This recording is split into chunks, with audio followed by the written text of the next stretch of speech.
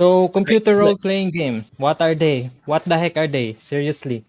Are you able to see it? Yes. Yeah. Oh, let's get into it. So, what is a computer role-playing game? So, what I did here is it stands for computer role-playing games. These are the games that took inspiration from tabletop game that we had in, was it the 70s or the 80s? And the The ones that we the play 70s. with Yeah. the ones that we play with our friends in our basement, doing costumes and rolling dice and role playing. So we take a role of characters who has banded together to fight a common foe or achieve common goal. And like we did in the D&D episodes that we have with our DM Eric. And so CRPG games is a genre of RPG which emulates a tabletop role playing game with heavy emphasis on stats, spells, leveling up, etc. But with the convenience of it being on a computer. So the reason why we have these computer role playing games is most people don't really have that time to do sessions like tabletop sessions with their friends anymore, especially if they're young adults or teens. They're busy with work, I mean school, and sometimes with work. So we tend to find another like outlet where we could play our tabletop games. So that's when the developers or video game developers had the idea to create computer games that I mean tabletop games that runs on computer. And for me, CRPG is called classic role playing games because of its prominence in the 80s and 90s. Because if you say computer games, mostly I mean see computer role playing games are played on a computer, and I don't really see any platformers on the computer. There are ports of Pac-Man or other games, but mostly they are these RPG games like Ultima, Wizardry, and those other games. And so yeah, so that's for me. This is the definition of computer role playing games. And if anyone have any ideas or like something to say on how they define computer role playing games, you could just talk about it or add anything that you would like to add. Well, if I I think can say something, would somebody like to go first? All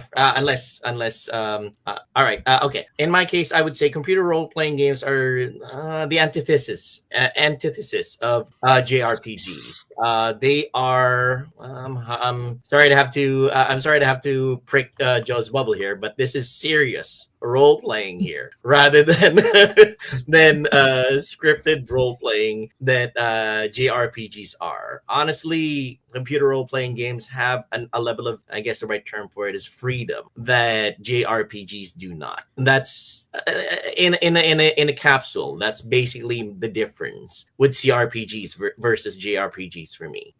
I can still hear you guys. You know that. I was about to ask where did he go. Yeah, well, let's pile on John. Come on, everybody. Let's see what your opinions might be. But if nobody has something, then JDM, you can continue. Okay, I think Sir Eric has something to say, but I Oh, think he's not yet here. He yeah, went out for a while. yeah. So Here, maybe he's there. Hi, back. Eric, What was it what's your opinion? Go ahead. about about the definition for CRPG? Yep. Mm-hmm. Yeah, I think I think you did a really good job. It really be a matter of kind of fine tuning more specifically, like if we're talking Western CRP, right?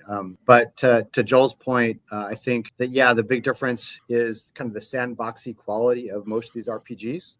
Some of them were really light on the role playing, like the one I'm going to talk about, the Gold Box series from SSI that came out, first one in 1988. Didn't have much choice at all, but had tons of sandboxy elements of being able to go wherever you wanted What to your opinions might build be, but whatever crew you if wanted. nobody has something, then Sorry, I thought someone said say something. So, yeah, no, I think he did a really good job, and I do think that prominence was in the 80s and 90s for CRPGs. If you extend it all the way out to real-time CRPGs, then it went a little later because like Baldur's Gate, which I believe Dan was going to talk about if he's going to show up, was huge when it came out. That almost revitalized CRPGs when it came out. But I can have my other discussion about my game and other stuff, but in general, I think it was a really good presentation. I was actually pretty interested. I was just getting my other cough because it's super early here. That's cool. Okay. All right, JDM. All right. So since we already established somehow the definition of a computer role-playing game, let's go back to history. So this is History 101, or we might as well also do Computer 101 as well. So these whippersnappers will know what we're talking about, like a floppy disk or something like that. So And that's not the save icon, kids. That is called floppy disk. Okay. indeed. And so history of computer role-playing game. We'll just skip through the mainframe computers because that's where most of the some of the earliest CRPG games were made for the mainframe computers. So which I call fossil computers, or those computers that are size of a building. So if I could show an example of let's see, sample of Imagine running an RPG on punch cards. right, exactly. That Or So- like those tapes. Those tapes you that see, ran. Mhm. you see, guys, this is, I don't know what kind of mainframe computer this is. Look at the number Wow. of switches and Heck, I'd toggles play here. that. I'd play that. I'd figure that out. Yeah, you see The punching keyboard is cards. tiny. What's Isn't that? that the Steel Battalion controller? No. Steel Battalion, yeah, it might be.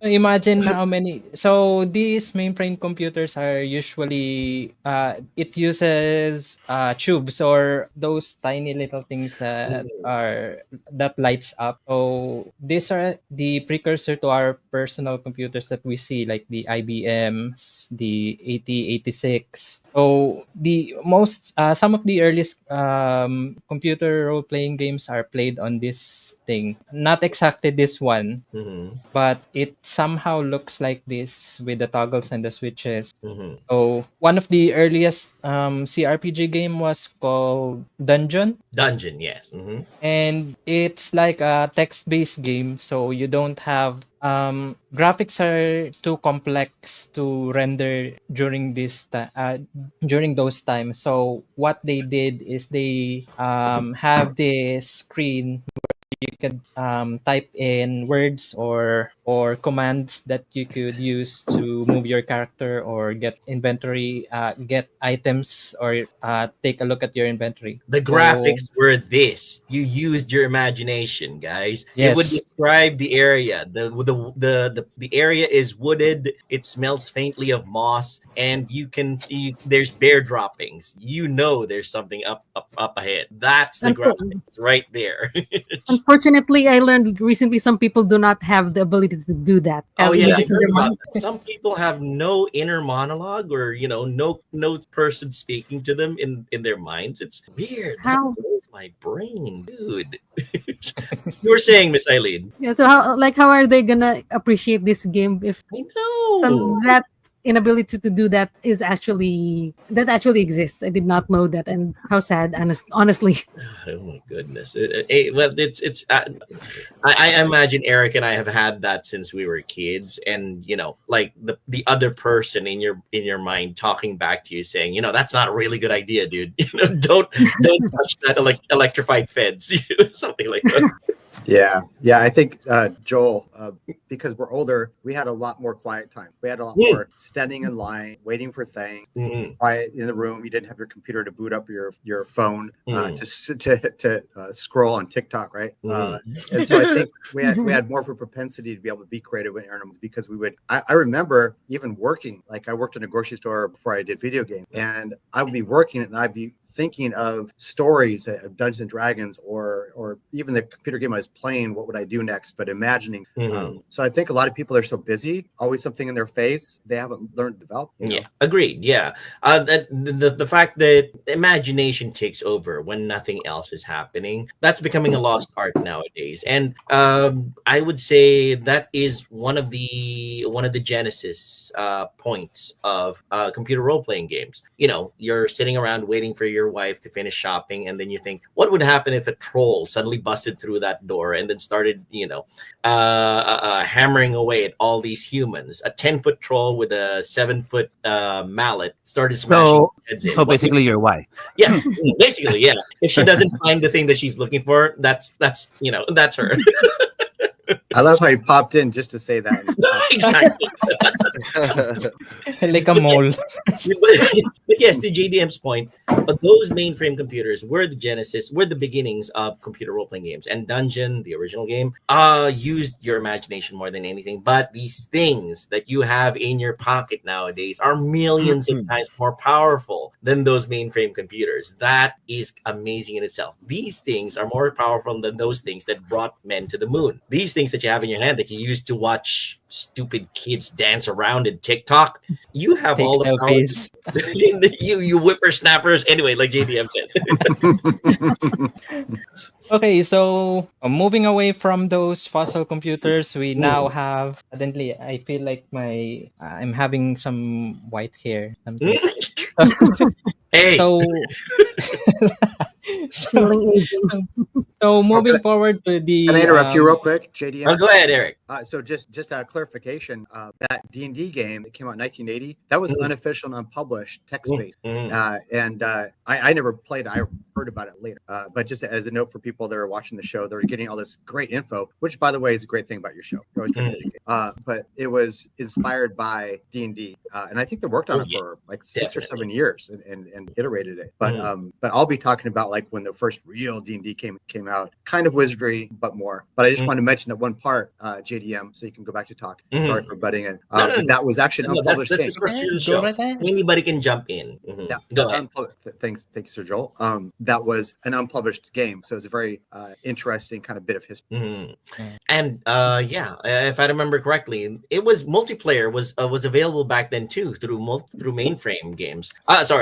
Mainframe computers. Multi-user dungeons, I think they were called MUDs. Yeah. Yep. There you go. All right, back to you, JDM. So maybe they just got bored at work and started thinking about, I would like to have D&D sessions with my friends. Then suddenly, we have this big ass computer that can do punch cards stuff. Why don't we try to develop games, tabletop games on this machine? And just another info, these are mainframe computers. These were actually used during the Cold Wars, or maybe even way back to the Second World War. And I think that's a machine, also a machine that they used to decipher codes from the Enigma machine. Yeah. The Enigma. I mean, Nick, I wouldn't be surprised if I could actually play something on the Enigma machine too. Anyway. Okay, All right, so moving on. So they have this idea of developing tabletop games for the mainframe machines. Then you know how fast, how quickly technology improves or advances. So suddenly, poof, we have this IBM computers that were used for offices, like the IBMs, the 8080s, 8086. Those are the CPUs that they use for business computers. So for this, I call this from fossil computers, these are now the peon PCs, the common workplace machine. So mostly they run on a operating system called the DOS, or disk operating system. So disk operating system is like a collection of programs that allows you to do spreadsheets, what do I call this, like the word processing software and something like that, like Microsoft Word. But back then it was still the DOS that they're using for their in their computers. So there's no you can't see any windows that the ones that we currently have now. It's all text and like pixels and stuff. So the resolution is just limited. It's 240p or maybe something lesser than that, because the screen is just 80 by 24, so you can only fit as many as that details. And so most of the games back then are text-based games like in Dungeon. So this is the time where they developed the game Dungeons and Dragons in 1980s. Most of the CRPG games are text-based, so you need to, as we mentioned earlier, in the mainframe computers, you just type in the commands like go up, go down, head west, head east, take a look at inventory, get some items and something like that. And this is also the first time we saw what do you call this? Was it raster graphics? The pixels that made up an image. Rasterized or vector graphics? Yes, raster. I think it's raster graphics, because the vector graphics are the ones that you can already see lines, like diagonal lines. So anyway, one of the most popular games developed in these systems are Alakabeth. I'm not sure if I got the pronunciation correct, which is the precursor to the Ultima series. Some people call them Ultima Zero, and then that's a text-based game. We also had Wizardry, and I think I had a typo here. Might and Magic. This is Might and Magic. Sorry about that. And I guess this is also the time where they developed the Goldbox series that Eric mentioned earlier. The one that he enjoyed the most. Which Eric So is going to be discussing. right. That's his topic. Yeah, there you go. All right, moving forward. Speaking of which, So I just had a quick look. JDM Alakabeth, Alakabeth, or how do you pronounce it, is free on GOG. It's one of the games that they give away on GOG if once you sign up. If you guys want to experience a little bit of CRPG history, check out GOG.com and download that game for free. It'll run on add modern some computers. yes, add some culture in your life, guys. Absolutely, yes. Absolutely. Not the kind of culture that Joe espouses, but you know, From his JRPG games. yeah. Okay, so next, let's continue. Now we have our modern PCs. The one that I think this is the one that really started it all. Graphics wise, the controls, the mouse, and those graphic user interface with the release of Windows. So now you have better graphic. We started from pixels. Now we have this things called graphic processor that we could use to render our games. No, And then I think JDM, it cannot be stated enough how big of a development graphics is when it comes to video games. I mean, as somebody who lived through it, the fact that you can jump from the era of text-based games all the way into actually seeing what you're playing was honestly the mind blowing. It scrambled your brains when that happened, and I'm not sure if Eric can attest to that one as well. Seeing the thing that you're actually playing was a quantum leap in terms of experience. Was that something that you went through, Eric? Yeah, and so when I do talk about the game for Pool of Radiance, because that was, even Wizardry just had, the monochrome, very simple art. Even that was like, oh, look, that's a spider. I'm actually fighting that thing. That's so cool. But then Pool of Radiance takes it to a whole other level, which I will talk to when I get there. But context of like whatever time it was is something a lot of people will miss, which is very natural, because they're right now, people, again, everything is hypergraphs.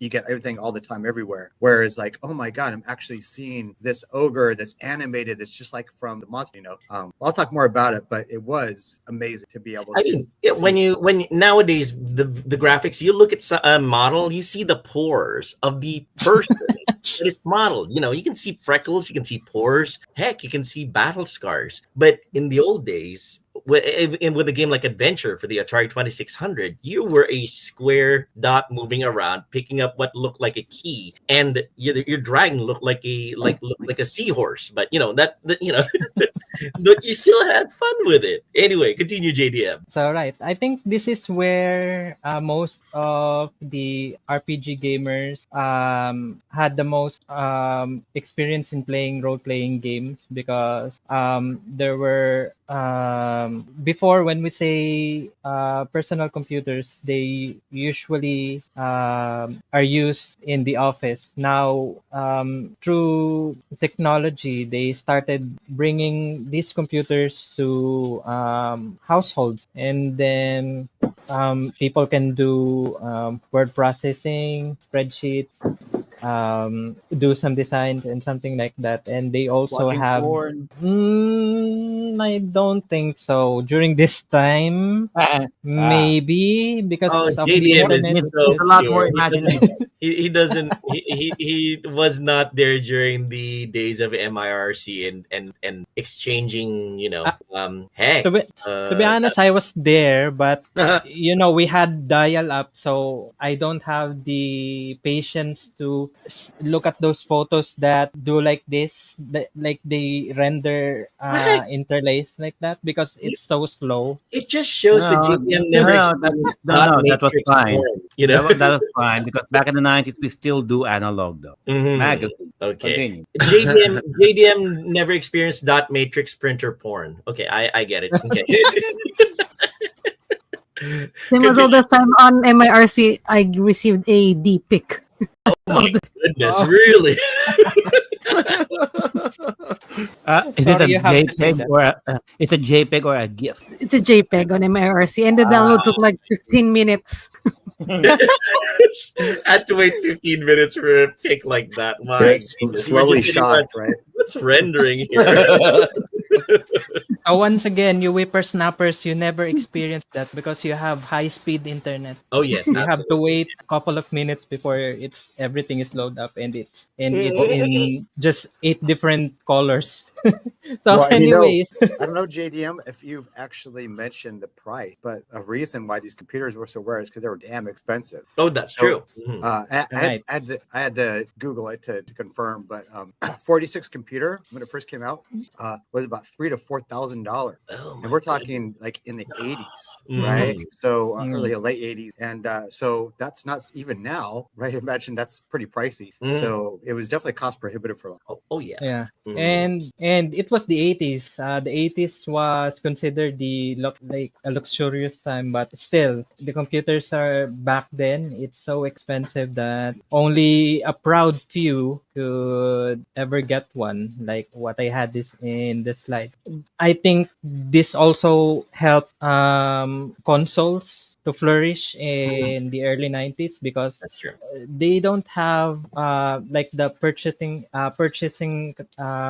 power of getting a PC, so they just bought the consoles that were available back then. So the SNES, the Sega Genesis, and I think that's where the other side of the RPG spectrum flourished, like the JRPGs, That's and true. That makes sense. That does make sense, actually. Yeah, that's true. Okay. that's why we have Chrono Trigger, Final Fantasy, and all of those other JRPGs that Mhm. we played on our consoles. Mhm. And the good thing with this era is they produced sequels that are better looking than the previous predecessors, like Wizardry. My first Wizard, I mean Ultima. Ultima 3 was my first Ultima game. I will never forget it because I will never forget it because I had a lot of time. I had a hard time dealing with the floor. It's like a mini boss in that game. Imagine imagine like a full set of party fighting the floor, and it almost instantly kills you if you're not if you haven't leveled up properly. So anyways, to continue, we had better graphics now, and Windows was released with the Windows 3.1. You now have better graphic user interface. You now have mouse are common. You can now control your characters using a mouse. So you no longer type in commands like go up, go down, something like that. And the popular titles, I think what really were popular in this during this time, because this is the time where we had the Pentium computers, like the Pentium 2. That's the most powerful CPU that we had back then, and I remember that because we had one when we were in the UAE, and I remember playing Baldur's Gate. I heard the Fallout. Diablo started there as well. It had a PlayStation port, but I didn't really like it because it's so pixelated that you can't make up anything. And also the Elder Scrolls series, although it already had what was the first Elder Scrolls game? I think it's Arena. What, I'm not exactly sure. I think it was released the first Arena game I and then played. Daggerfall. Yeah. But here they had much more. It's better looking. It had you can now see what your character looks like somehow. So this is where this era is all about with the modern PCs. And moving forward to the 2000s, we had much more modern PCs. So more sequels of the famous CRPGs. I think this is where the 3D graphics started. I guess the first CRPG game that had the 3D graphics was that I played was Neverwinter Night in 2002 or 2001, I guess. There was a Neverwinter Nights game back in, was it the late 90s or early 90s, but it's a different game. I think they just used the name. That was a great They- game. That one that it came was out in a- 2000, 2001. Fantastic game. Oh, GDM, Jomar of Jomenten has a really, really relevant comment here in the chat. He said, back in the day, we don't mind if it's pixelated. I play Karateka on PC, and I think the graphics were awesome. Yes, completely agreed on that, because of the fact that to that point, we were still using our imaginations, and our imaginations filled in the difference, no matter how pixelated it got. You know, like I said, Jordan Mechner's contribution to motion capture in video games and possibly even in movies with Karateka really made the whole thing pop. And particularly with the fact that the game was very accurate in terms of movement, and even if it was pixelated, as long as your brain, as long as your imagination filled it in, it was bonkers. You were just going to have a good time. That it's funny. I think Sir Joel and I are almost like the same people on opposite sides of the United States, because I was literally thinking of filling in the gaps, right? Because even as I've been playing a lot of Polar Radiance and the other games of the Gold Box recently, there's so much where you'd fill in your head, like, okay, I got enough of the color scheme and the basic motions of the animations that are in the game, and you fill in everything else, and then it's like you're playing an enhanced version of D&D or whatever that game is. But yeah, we would fill in the gaps. We would absolutely fill in the gap. Definitely, your mind, your imagination really filled it in, and it kind of prompted people to be a little bit more creative, I would argue, because of the fact that you had very simple graphics, but your mind worked overtime to try to make that that world in your mind visualize a little bit better. Some would say that was what helped push your imagination forward.